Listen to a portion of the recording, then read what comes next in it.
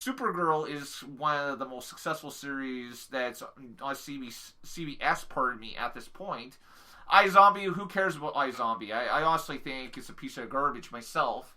But, I mean, these shows are, relatively successful at this point. And, so I think...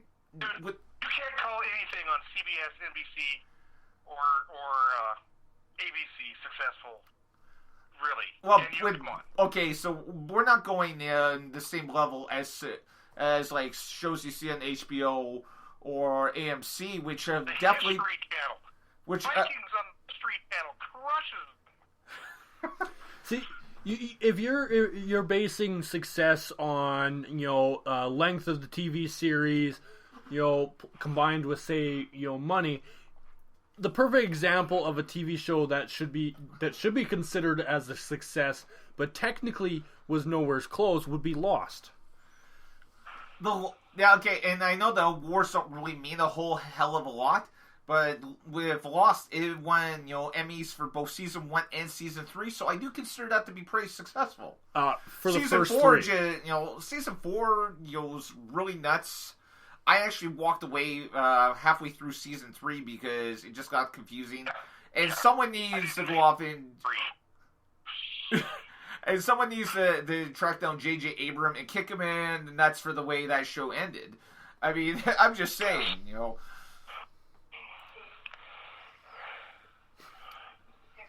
And there's heavy breathing on the air.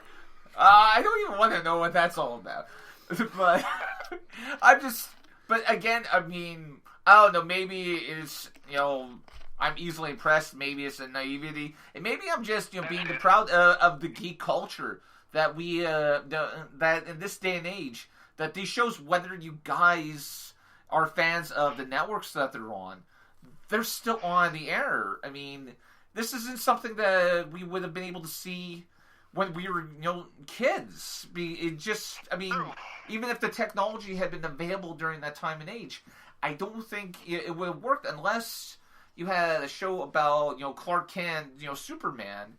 Almost no series from DC has been successful at all since, like, the 1960s with Batman. An example of what you're talking about there, Masked Guy, is something like this. Do you guys remember way back, where they did the animated series for The Lord of the Rings, and it was terrible. Oh God, Terrible. I can't get that 2 hours back from the first time I saw it.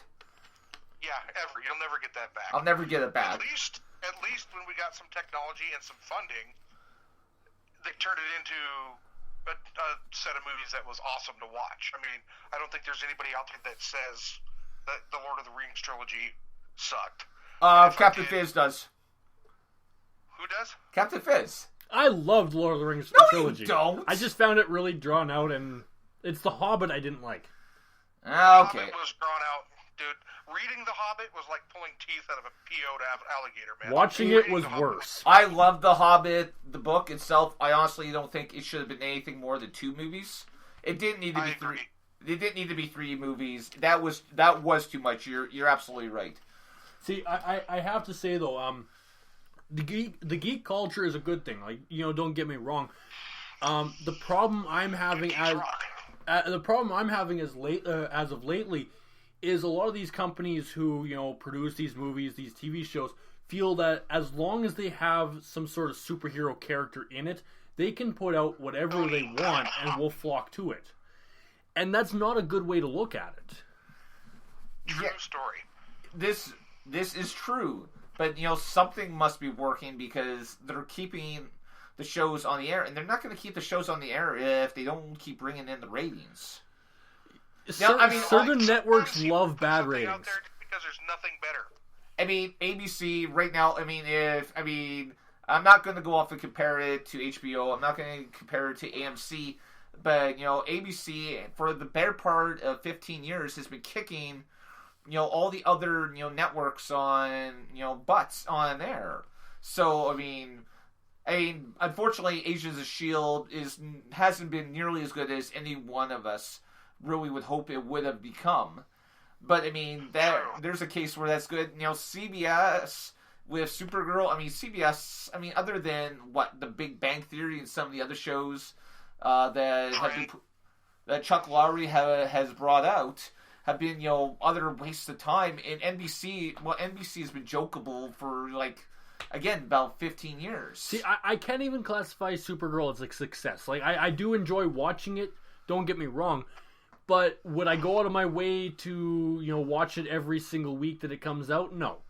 Absolutely not. I tape it and I watch it when I can. It's not one of those ones where, I have to watch it at this time, now, and, Yeah, totally. It's on, nothing else is on, okay, I'll watch it. The exception to that, of course, is Gotham. I watch Gotham religiously, every Monday, The Walking Dead, every Sunday. Other than that, as far as I'm concerned, a lot of these other TV shows, revolving around comic books and comic book related characters just don't grab me, as far as I'm concerned. Yeah, we're even running into this with The Walking Dead, and they're getting. I like that they're loosely following the plot that the graphic novel laid out. That's a good thing. But the problem a lot of these series have, Walking Dead, Gotham, Agents of S.H.I.E.L.D., Supergirl, The Flash, is eventually you run out of material that's already written, and you have to deviate from that. That's where they piss the geeks off. And, this is completely understandable. I guess my big question is, how much longevity can we see out of this? Again, Arrow is on season 4, is it possible that it could be, around, for another couple seasons, or is it going to dry up? How is Flash even going to make it to, into 4 or 5 seasons?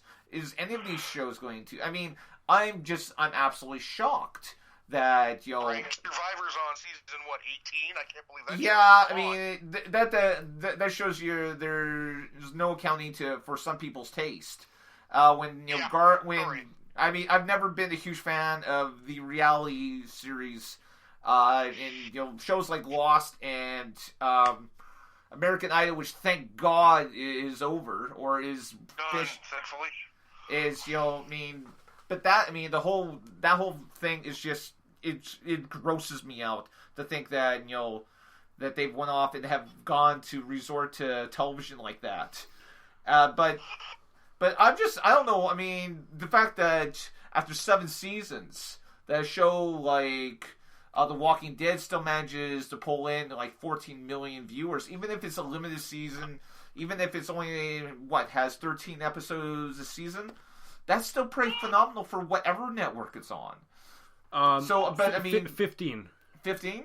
15 episodes. 15 episodes. Okay, but that's still pretty phenomenal. I do have to say though, there was a lot of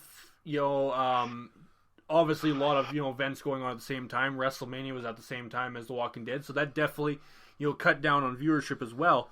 But The Walking Dead was 14.2 million, and the final for the NCAA title game for basketball was 17.8 million. So more people tuned in to watch basketball than they did The Walking Dead. That's not really saying a ton though, because oftentimes the people who are oftentimes the people who are sports fans aren't necessarily the same people who are fans of shows like The Walking Dead. But it also shows you that The Walking Dead fans aren't as devoted into the show as say they were season 1. Even season 3 and 4. I mean, but again, now I think fans they're kind of losing it because they've deviated from what us nerds expected so much that I know a lot of my friends that have watched the comic books are like, geez, they've made up characters, they've gotten rid of characters that were supposed to be there. It's just deviated so much. I know a lot of the hardcore purists have quit watching. I think, ideally the longevity for most comic book related, shows is approximately 7 seasons. That's when you get to a point where you're not sure if you want to continue, but you're not sure if you want to stop as well. It's a very thin line. I don't know, guys, because I'll be quite honest. Going back a decade, to 20 years ago, shows like The New Adventures of Superman with Lois and Clark, that show only lasted 5 seasons. So any show that makes it to 7 seasons, is quite incredible. I mean, there's very few shows of the sci-fi genre that have managed to last much longer than that. I mean, for every show that like The Walking Dead, for instance, there's shows like I can't even. Unfortunately, I can't think of any of the crappy shows. Original season Star Trek. Thank you. Yeah, original series of Star Trek only lasted 3 seasons. See, I look at it this way. Firefly. Firefly, thank you. 13 episodes. It's not very often that we actually get, these geek-inspired shows, the comic books, shows or movies like that. So I think people flock to it more, and they know that ratings influence whether or not they continue. And, in theory, I think what they hope is the longer that, we're able to keep it floating, that, the storyline might start to adapt a lot better. Unfortunately, that doesn't always work. Star Trek being one of them. I don't. But when you consider that worked with Voyager, it didn't last very long either. Oh well, I believe Enterprise, which was the last TV series, that only lasted, I think, 3-4 seasons.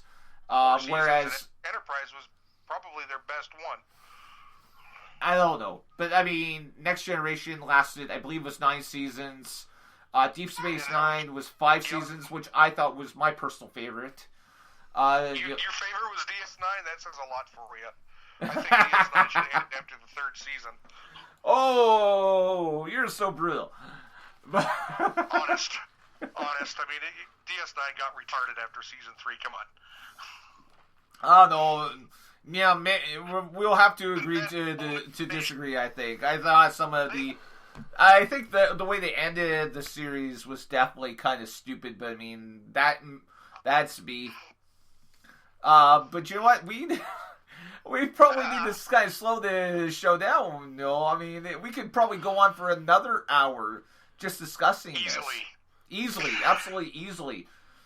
Mama, it's over. But, I mean, just plain simple. I mean, if we look at this, I mean, you're thinking, there's very few geeky shows out there. Oh, no. See, I think it's the complete opposite. We have way too many geeky shows. I admit there's a lot of, geeky shows, and, as you said, there's too many. And that's why I don't think there's too many good ones, is because they're pretty much taking, every single thing they got and throwing it out there at people. They're absolutely, they're flooding. And, within a few years, we're going to have next to none. Yeah. Totally. I mean, they're already starting to do it with the movies. They're rehashing everything that I watched as a kid in the 80s. Everything's getting rehashed. They can't even come up with new material for a movie. I mean, one thing that I found refreshing about Hunger Games is at least it was new.